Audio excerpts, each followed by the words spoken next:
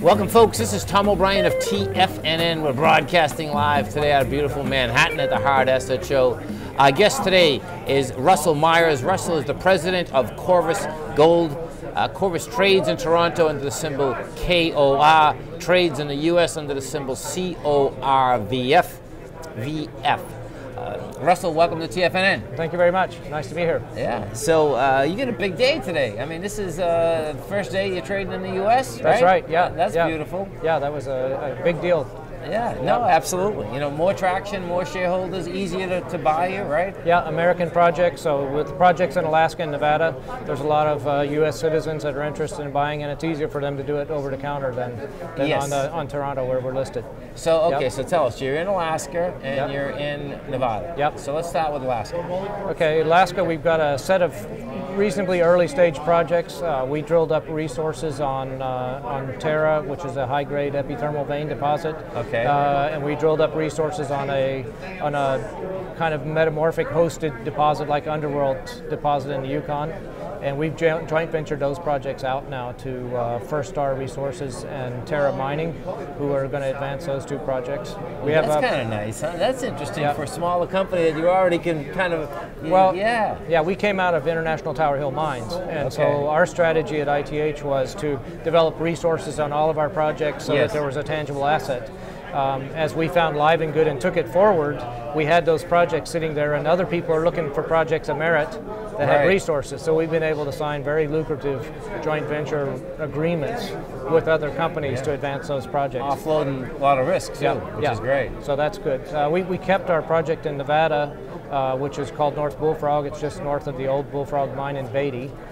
We kept that for ourselves. We need a project that is Corvus's, and it's also a project that we're very excited about the potential as we drill that project out. So. And is this gold, silver, what type of project? We're a gold project. We're gold people. Flat out. Oh, look at that smile. I mean, Corvus is a geology company. It's run by geologists. Everybody in the company is a geologist, and we specialize in gold. So nice. Yeah. Now, are you drilling now? Are you going to be drilling in the future? We're currently drilling North Bullfrog. We started in October last year. We've expanded that project twice because basically every hole that we've drilled has gold in it. So that project has been very exciting. We'll stop there in June, and just as we finish up in June in Nevada, drilling will begin in Alaska. So our joint venture partners at LMS are going to, they were drilled in March, they'll start again in June. The Chisna project, we also will be drilling in July there, and Terra, they'll start drilling in July also. So we'll have news flow from multiple projects throughout the summer. Whereabout are you in Alaska? Our projects are kind of scattered around. Terra is in southwestern Alaska. It's closest to the Mill Rock South Estelle project or the Whistler Porphyry Gold project in the middle of the Alaska Range. The LMS is adjacent to the Pogo Gold Mine in the Tintina district. Chisna is on a copper porphyry gold deposit that is south of the Alaska Range over near Glen Allen and Tok. Still in central Alaska. So we're kind of scattered around through different geological terrains and in Alaska. Tell me about, I'm looking at some of your shareholders, and you get some pretty big shareholders here. Anglo Gold, Tequilaville, Oppenheimer. How did that come about? Well, International Tower Hills formed in 2006. And Tocqueville came in as one of our original shareholders in the very first financing of International Tower Hill. Tocqueville came in.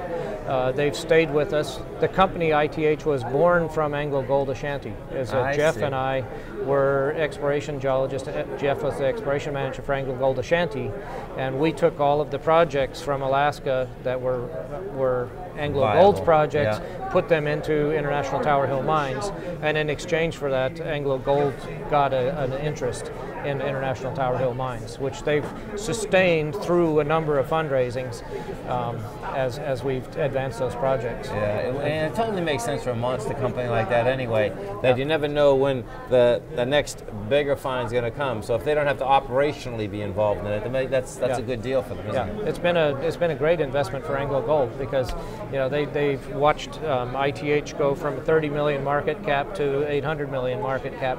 Amazing. And so that's been a big win for everybody that was involved. Yeah. And so what happened last year was Live and Good is going out on its own, and all these other projects that we had, we were getting no traction for those inside of International Tower Hill. So Corvus was born by taking those projects out of ITH and putting them into Corvus. So we brought our shareholders along. They're turning into teenagers pumping the iron. It's kind of like that, right? Yeah. They grew up and it's been a very fun and exciting ride.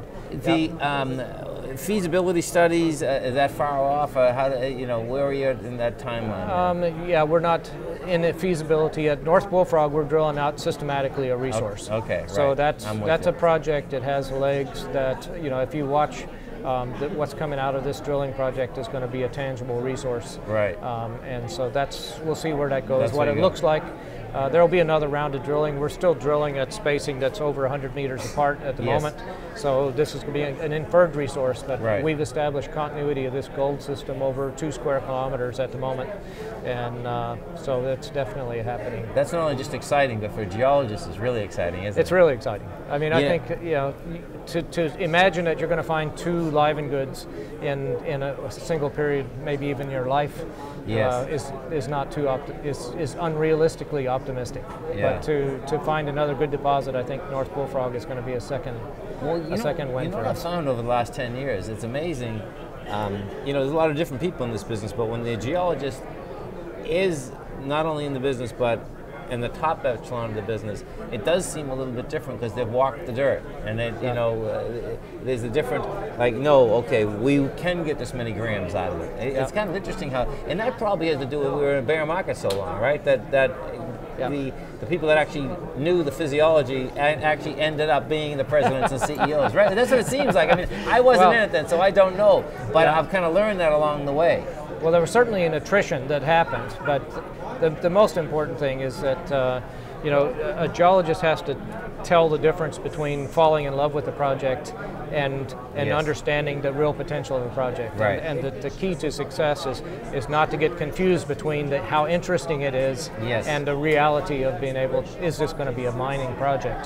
That's the thing that I think I'm pleased to say. I think we do understand that, and I think that our success to date should give our shareholders some confidence that we do know the difference between interesting geology and an exciting discovery. And coming out of a large company, that's a huge plus, because large companies, they won't let you stay around long if you like a good piece of art, right? That's right. No. Well, Russell, thank you so much for being with us today. Really do appreciate it. Look forward to having you come back, give us an update.